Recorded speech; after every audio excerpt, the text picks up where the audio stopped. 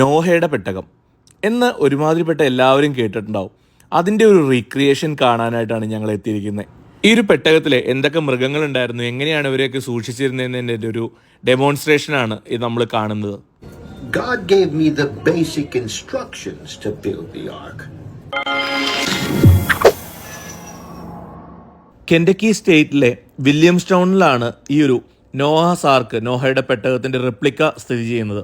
2016 $100 million അതായത് 800 കോടി Indian രൂപ മുടക്കി പണിതാണ് ഈ ഒരു നോഹാസ് ആർക്കിന്റെ റെപ്ലിക്ക. $60 ഒരാളുടെ എൻട്രി ഫീസ്. 17 വയസ്സ് വരെയുള്ളവർക്ക് $40, 10 വയസ്സ് താഴെയുള്ളവർക്ക് ഫ്രീയുമാണ്. അപ്പോൾ നമ്മൾ ടിക്കറ്റ് എടുത്ത് ഒരു ബസ്സിൽ കയറി വേണം ഈ ഒരു നോഹയുടെ പെട്ടകത്തിൻ്റെ അടുത്തേക്ക് എത്താനായിട്ട്. ഏകദേശം 1 കിലോമീറ്ററോളം ദൂരമുണ്ട് ടിക്കറ്റ് കൗണ്ടറിൽ നിന്നും.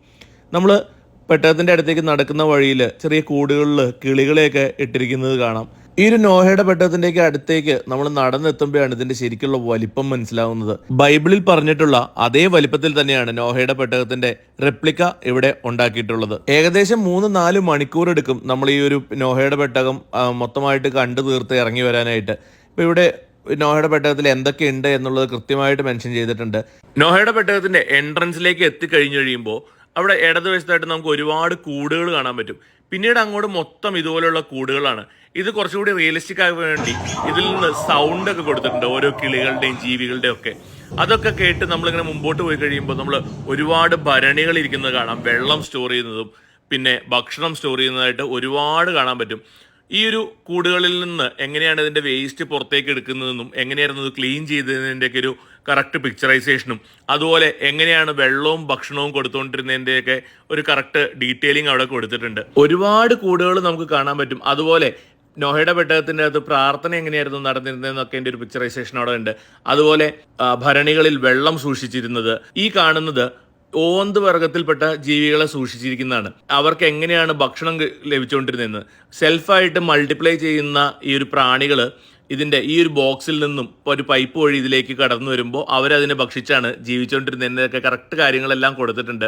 അതുപോലെ നമുക്ക് ഒട്ടും തന്നെ വിശ്വസനീയമല്ലാത്ത കുറച്ച് കാര്യങ്ങൾ, ഡിനോസറുകൾ പോലെയുള്ള ജീവികൾ ഈ ഒരു പേടകത്തിൽ ഉണ്ടായിരുന്നു എന്നാണ് പറയപ്പെടുന്നത്. അതുപോലെ ഇന്ന് വംശനാശം സംഭവിച്ചിട്ടുള്ള ഒരുപാട് ജീവികളുടെ ഒരു പിക്ചറൈസേഷൻ അല്ലെങ്കിൽ ഒരു മോഡൽസ് എല്ലാം ഇവിടെ ഉണ്ടാക്കി കൊടുത്തിട്ടുണ്ട്. എല്ലാ ജീവികളുടെയും പേരും കാര്യങ്ങളെല്ലാം ഡീറ്റെയിൽ ആയിട്ട് കൊടുത്തിട്ടുണ്ട്. പക്ഷേ എന്തോ വിശ്വസനീയമായിട്ട് തോന്നാത്ത ഒരു രീതിയാണ് നമുക്കിത് കാണുമ്പോൾ തോന്നുന്നത്. കാരണം ജുറാസിക് പാർക്ക് സിനിമയിലൊക്കെ കണ്ടിട്ടുള്ള തരം ജീവികളൊക്കെയാണ് ഇവിടെ കൂട്ടിൽ കാണാൻ കഴിയുന്നത്. എന്തു തന്നെയാണെങ്കിലും ഇത് അറേഞ്ച് ചെയ്തിരിക്കുന്നത് വളരെയധികം ഭംഗിയിലാണ്. എല്ലാവിധ വെള്ളത്തിൻ്റെ അറേഞ്ച്മെൻറ്റും ഫുഡും കാര്യങ്ങളെല്ലാം സ്റ്റോക്ക് ചെയ്തിരിക്കുന്നത് എങ്ങനെയാണെന്ന് കൃത്യമായിട്ട് മനസ്സിലാക്കുന്ന രീതിയിലാണ് ഈ ഒരു സംഭവം റീക്രിയേറ്റ് ചെയ്തിരിക്കുന്നത്. അതുപോലെ ഇതിൻ്റെ ഇൻറ്റീരിയറൊക്കെ ചെയ്തിരിക്കുന്നത് വളരെ ഭംഗിയായിട്ടാണ്. ഇവിടെ നോഹയുടെ ആർക്കിൻ്റെ ഒരു റെപ്ലിക്ക, ചെറിയൊരു റെപ്ലിക്ക മോഡൽ ഉണ്ടാക്കി വെച്ചിട്ടുണ്ട്. എവിടെയൊക്കെ എന്തൊക്കെ കൂടുകളായിരുന്നു, എന്തൊക്കെയാണ് സ്റ്റോർ ചെയ്തിരുന്നതെന്ന് മനസ്സിലാക്കാൻ പാകത്തിന് അത് നല്ല ഭംഗിയായിട്ട് ഉണ്ടാക്കി വെച്ചിട്ടുണ്ട്. എല്ലാവർക്കും കാണുമ്പോൾ തന്നെ മനസ്സിലാവാൻ പാകത്തിനാണ് അത് ക്രിയേറ്റ് ചെയ്ത് വെച്ചിരിക്കുന്നത്. ഒരു ഗ്ലാസിൻ്റെ മോഡലാണത്. അതുപോലെ ഇനിയിപ്പോൾ അടുത്ത നിലയിലേക്ക് കയറുകയാണ്. 3 നിലകളിലായിട്ടാണ് ഇത് സ്ഥിതി ചെയ്യുന്നത്. 2ാമത്തെ നിലയിൽ കയറി വരുമ്പോൾ തന്നെ ബൈബിളിൽ പറഞ്ഞിട്ടുള്ള ഭൂമിയുടെ ഉത്ഭവവും കാര്യങ്ങളെല്ലാം കൊടുത്തിട്ടുണ്ട്. അതൊക്കെ കണ്ട് മുമ്പോട്ട് വന്നു കഴിഞ്ഞാൽ പലതരം ജീവികളെ, അതായത് കഴുത്തിന് നീട്ടം കുറഞ്ഞ ജിറാഫ് മുതൽ ജുറാസിക് പാർക്ക് സിനിമയിൽ മാത്രം കണ്ടിട്ടുള്ള തരം ജീവികളെയൊക്കെ നമുക്ക് ഇവിടെ കാണാൻ പറ്റും. പിന്നെ ഈ മൃഗങ്ങൾക്കൊക്കെ എങ്ങനെയാണ് വെള്ളവും തീറ്റയൊക്കെ കൊടുത്തുകൊണ്ടിരുന്നത് എന്നതിൻ്റെ ഒരു മോഡലും കാര്യങ്ങളെല്ലാം ഇവിടെ ചെയ്തു വെച്ചിട്ടുണ്ട്. എല്ലാ ജീവികൾക്കും ഭക്ഷണം കൊടുക്കുന്നതിൻ്റെ ഒരു എക്സ്പ്ലനേഷൻ ഇവിടെ കൊടുത്തിട്ടുണ്ട് കേട്ടോ. എന്ത് തന്നെയായാലും ഇതിൻ്റെ ഒരു റീക്രിയേഷൻ ഇത് ചെയ്തു വെച്ചിരിക്കുന്നത് അപാര ഭംഗിയിലാണ്. Well, God gave me the basic instructions to build the ark. Go for wood, 300 by 50 by 30, and that guided all that we did. I've been building boats most of my life. എങ്ങനെയാണ് ഈ ഒരു പെട്ടകം പണിയാൻ ഇദ്ദേഹത്തിന് സാധിച്ചതെന്നും എന്തുകൊണ്ട് ഇങ്ങനൊരു പെട്ടകം പണിതു എന്നും എല്ലാ ഡീറ്റെയിൽസും കൊടുത്തിട്ടുണ്ട്. അതുപോലെ കുറേ പേപ്പറുകളിൽ അതിൻ്റെ കാര്യങ്ങളും ഡീറ്റെയിൽസും ബോട്ട് പണിത് എങ്ങനെയാണ് അതിൻ്റെ ഒരു മോഡലും കാര്യങ്ങളെല്ലാം ഇവിടെ ക്രിയേറ്റ് ചെയ്ത് വെച്ചിട്ടുണ്ട്. ആളുകൾ പണിയെടുത്തതും കാര്യങ്ങളെല്ലാം ഉണ്ട്, അതിൻ്റെ ഫോട്ടോസും കാര്യങ്ങളെല്ലാം ആയിട്ട്. അതുപോലെ ഫാമിലിയുടെ ഡീറ്റെയിൽസ് എല്ലാ കാര്യങ്ങളും കൊടുത്തിട്ടുണ്ട്. എന്ത് തന്നെയാണെങ്കിലും ഈ ഒരു പെട്ടകം ഇത് കുട്ടികൾക്കും മുതിർന്നവർക്കൊക്കെ ഒരു അത്യാവശ്യം നല്ലൊരു അനുഭവം തന്നെയായിരിക്കും. ഒരുപാട് പിക്ചറൈസേഷൻ ഉണ്ട് ഇതിൻ്റെ അകത്ത്. എങ്ങനെയാണ് ഇവർ ജീവിച്ചിരുന്നതെന്നും ഫുഡ് ഉണ്ടാക്കുന്നതിൻ്റെയും അതുപോലെ ഭക്ഷണങ്ങൾ സ്റ്റോർ ചെയ്തിരുന്നതിൻ്റെയും പച്ചക്കറി കൃഷി ചെയ്തിരുന്നത് എങ്ങനെയാണെന്നൊക്കെ ഇതിൻ്റെ അകത്ത് കൊടുത്തിട്ടുണ്ട്. ഇതൊക്കെ എത്രത്തോളം ശരിയാണ് എന്നുള്ളത് എനിക്കറിയില്ല.